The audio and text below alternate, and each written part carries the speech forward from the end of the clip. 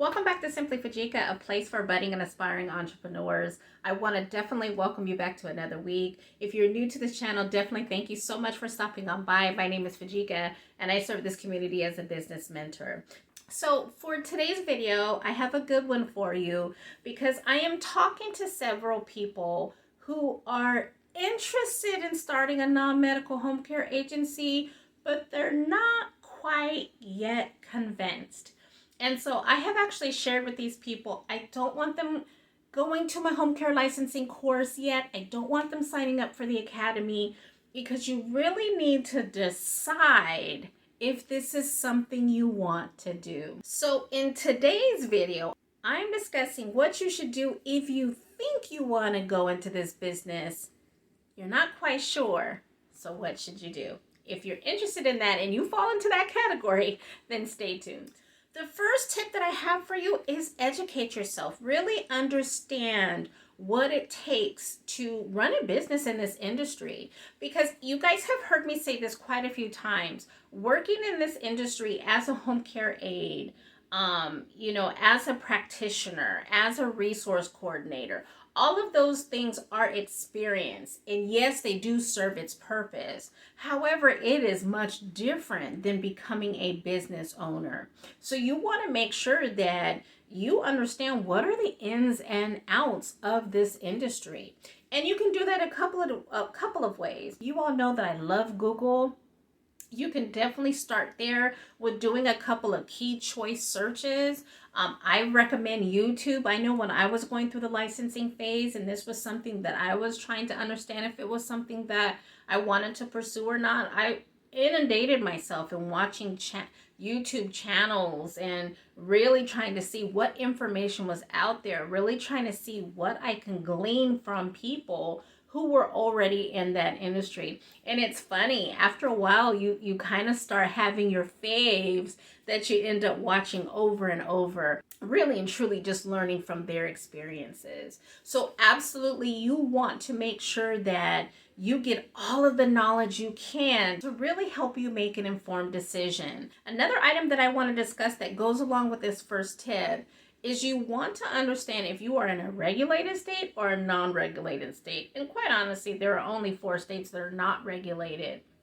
So for everyone else, you should really understand what the regulations are for your state. In other words, what will it take for you to get licensed? And then what are some of the regulations that you need to uphold as a home care agency owner? The second item that I have for you, and you guys should be able to guess it if you've been following me for any time, do a business plan. And the reason why I say this is because you're going to have a lot of baseline questions. Some of those questions are, how much is it going to cost for me to get started?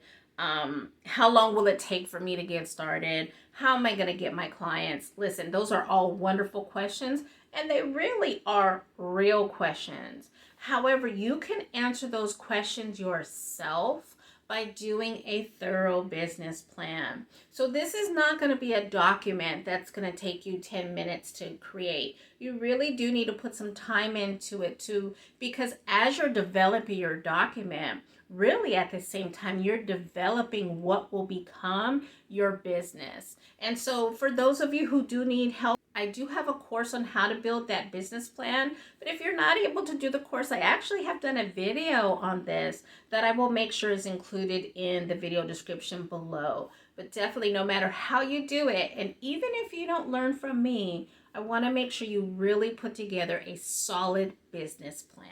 The third tip I have for you actually goes right in line with creating that business plan, which is create a plan for funding your business. So where are the sources coming from? Now, I have done a couple of videos on this as well. I will make sure that those videos are included in the video description. Now, I will tell you, just talking about myself personally, I was still working full time when I decided that this was something I wanted to pursue. So every time that I got paid, I was kind of tucking some aside from my paycheck to ensure that I could pay for my licensing for sure. And then, as you will learn from your business plan, tucking away some things to ensure that you're able to survive for maybe 3 to 6 months. Now, that may be overestimating it, but a good business plan will be able to get you a more realistic number. It will also depend on how quickly you are able to secure your clients. So again, depending on that,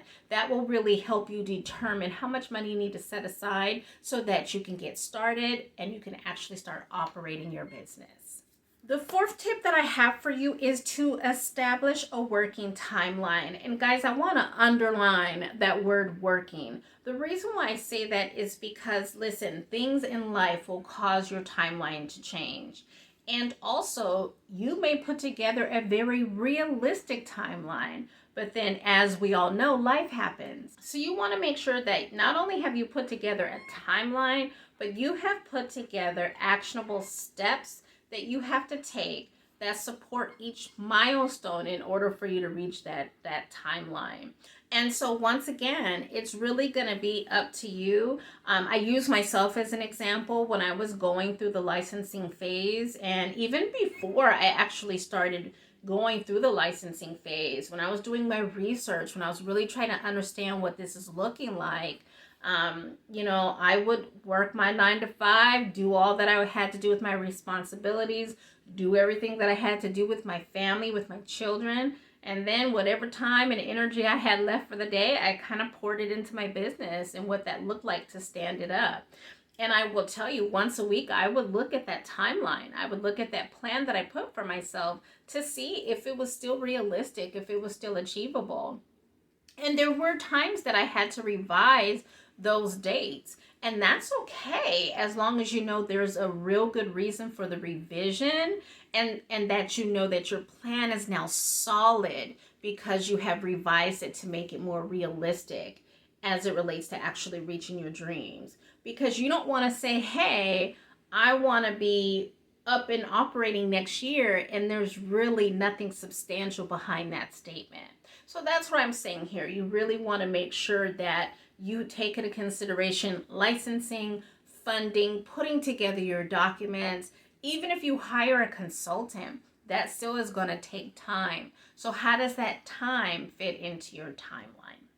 Okay, you all, so that is all I had. This is not a long video. I've had a couple of conversations over the last couple of weeks with people reaching out to me, wanting to take that next step, but they're just not sure. And listen, I applaud you for wanting to make sure that you have dotted every I and crossed every T before you get into this business.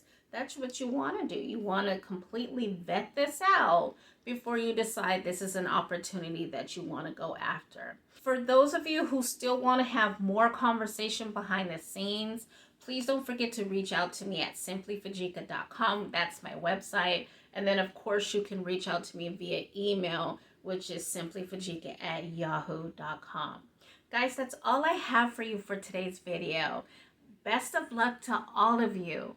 Stay blessed.